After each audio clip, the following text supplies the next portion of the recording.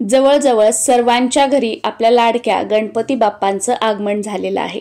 परत एकदा तुम्हा सर्वांना गणेश चतुर्थीच्या खूप साऱ्या शुभेच्छा। गणेश चतुर्थी ते अनंत चतुर्दशी या 10 दिवसांमध्ये गणपती बाप्पा सूक्ष्म स्वरूपामध्ये आपल्या घरात वास्तव्य करत असतात आणि या 10 दिवसामध्ये बाप्पा साक्षात आपल्या घरी असताना जेवढी जास्तीत जास्त बाप्पांची सेवा करणं आपल्याला शक्य होईल तेवढी आपण आवर्जून करावी। या 10 दिवसांमध्ये तुम्ही संकल्पयुक्त सेवा सुद्धा करू शकता किंवा दररोज तुम्हाला जेवढी वाटेल तेवढी सेवा सुद्धा तुम्ही करू शकता किंवा तुम्हाला एखादी सेवा सुरू करायची असेल तर त्या सेवेची सुरुवात सुद्धा या 10 दिवसांमध्ये कोणत्याही दिवशी कोणत्याही वारी तुम्ही करू शकता किंवा गणेश चतुर्थीच्या दिवशी करू शकता। पण पहिल्या दिवशी बाप्पांची स्थापना करण्याची लगबग घाई गडबड आपल्या मागे असते, त्यामुळे सेवा करायला जर जमलं नाही, शक्य झालं नाही तर तुम्ही या 10 दिवसामध्ये कोणत्याही दिवशीपासून जर तुम्हाला जास्त दिवसाची संकल्पयुक्त सेवा करायची असेल तर त्याची सुरुवात तुम्ही करू शकता। जसं की बघा, तुमच्या मुलामुलींचे विवाहाचे योग जुळून येत नाहीयेत, मुलं मुली लग्नासाठी तयार होत नाहीयेत किंवा त्यांना त्यांच्या मनासारखं स्थळ मिळत नाहीये, तर यासाठी किंवा तुमच्या मुलांचं शिक्षण झालेलं आहे, ते नोकरीच्या शोधात आहेत, तर त्यांच्या प्रयत्नांना यश मिळावं, त्यांच्या मनासारखा जॉब त्यांना मिळावा, यासाठी तुमचा एखादा उद्योगधंदा व्यवसाय आहे तो चांगला चालावा, यासाठी तुमच्या मिस्टरांचं तुमचं मुलाचं प्रमोशन अडकलेलं असेल तर ते पूर्ण व्हावं यासाठी, किंवा असं कोणतं एखादं काम आहे, एखादी इच्छा आहे ती पूर्ण व्हावी यासाठी तुम्ही प्रयत्न करताय पण तुमच्या प्रयत्नांना यश मिळत नाहीये, तर अशा तुमच्या इच्छेसाठी किंवा त्या अडलेल्या कामासाठी सुद्धा तुम्ही ही सेवा या गणेश चतुर्थीपासून सुरू करू शकता किंवा या 10 दिवसामध्ये कोणत्याही दिवसापासून तुम्ही या सेवेला सुरुवात करू शकता।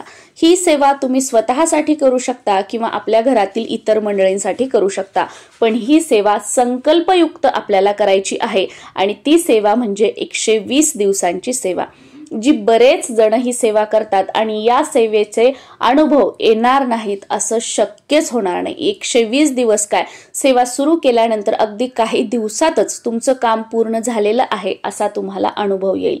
तुम्हाला गणेश चतुर्थीपासून किंवा या 10 दिवसामध्ये कोणत्याही दिवसापासून दररोज संकल्पयुक्त मंगलमूर्ते विघ्नहरा दुरितनाशना कृपा करा हा मंत्र म्हणायला सुरुवात करायची आहे।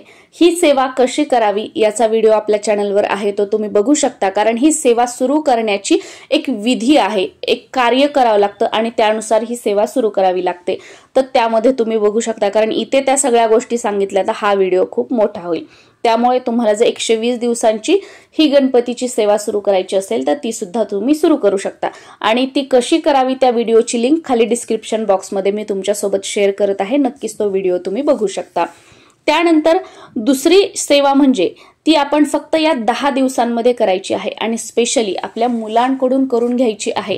तुमचे मुलं जर शिक्षण घेणारे असतील, त्यांच्या केलेला अभ्यास लक्षात राहत नसेल, अभ्यास करण्याची त्यांची इच्छाच होत नाही, सतत खेळण्यामध्येच लक्ष आहे, खोडकर आहेत, तर अशा मुलांना सकाळी उठल्यापासून ते रात्री झोपेपर्यंत थोडेसे 5 मिनिटं काढायला लावा। स्पेशली संध्याकाळची दिवे लागण्याची वेळ असते ना, त्यावेळेला जर हा उपाय त्यांच्याकडून करून घेतला तर अतिशय उत्तम।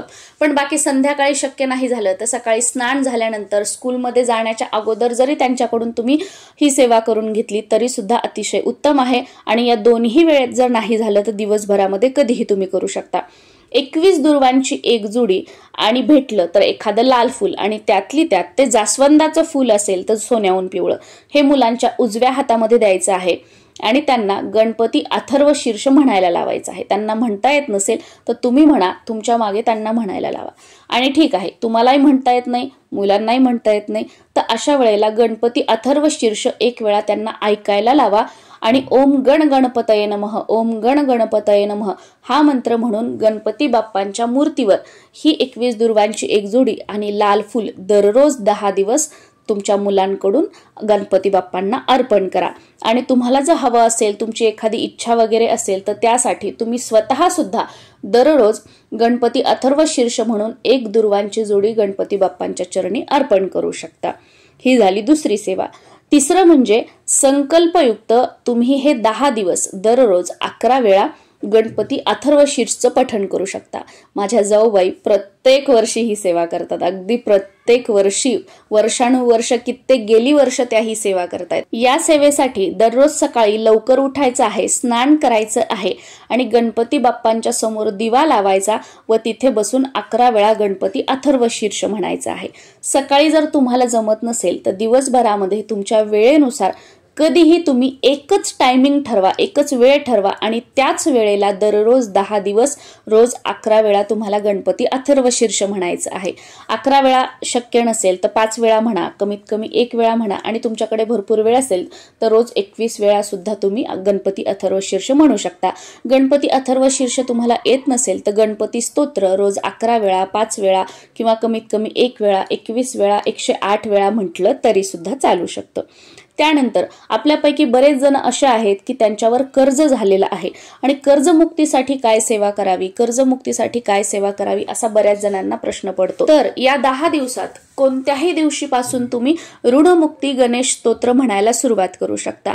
ज्या दिवशी सुरुवात करणार आहात त्या दिवशी संकल्प करायचा आहे। संकल्प कसा करावा या व्हिडिओची लिंक सुद्धा खाली डिस्क्रिप्शन बॉक्समध्ये मी तुम्हाला देत आहे, त्यानुसार तुम्ही संकल्प करू शकता आणि या सेवेला सुरुवात करू शकता।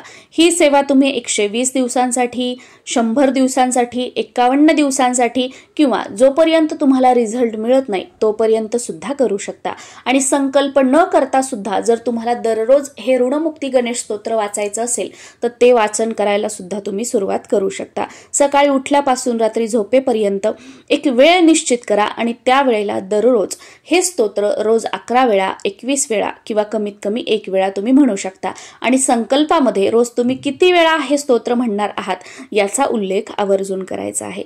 आता या दिवशी म्हणजे गणेश चतुर्थीच्या दिवशी श्रीपाद श्रीवल्लभ जयंती सुद्धा असते, त्यामुळे या दिवशी जर तुमच्या घराच्या आजूबाजूला कुठे औदुंबराचं झाड असेल किंवा तुमच्या घराच्या आजूबाजूला केंद्र असेल, एखादं मंदिर असेल, तिथे औदुंबराचं म्हणजे उंबराचं झाड असेल तर त्या उंबराच्या झाडाला आपल्या घरातून 1 तांब्या पाणी घेऊन जा, ते 1 तांब्या पाणी अर्पण करा आणि त्या औदुंबराला 108 प्रदक्षिणा तुम्ही घाला। या दिवशी औदुंबराला 108 प्रदक्षिणा घालण्याला खूप जास्त महत्त्व आहे। तुमच्या मागे जर काही इडापिडा असेल, आजारपण मागे लागलेलं असेल, दुर्भाग्य मागे लागलेलं असेल तर ते दूर होतं आणि आपलं दुर्भाग्य सौभाग्यामध्ये बदलतं असं म्हटलं जातं। त्यामुळे ही सेवा जर शक्य झालं तर या दिवशी आवर्जून करा। आणि सर्वात महत्त्वाचं म्हणजे या दिवशी दिवसभरामध्ये तुमच्या वेळेनुसार कधीही गुरुचरित्रातील 5वा अध्याय आवर्जून वाचा, कारण या दिवशी श्रीपाद श्रीवल्लभ यांची जयंती आहे।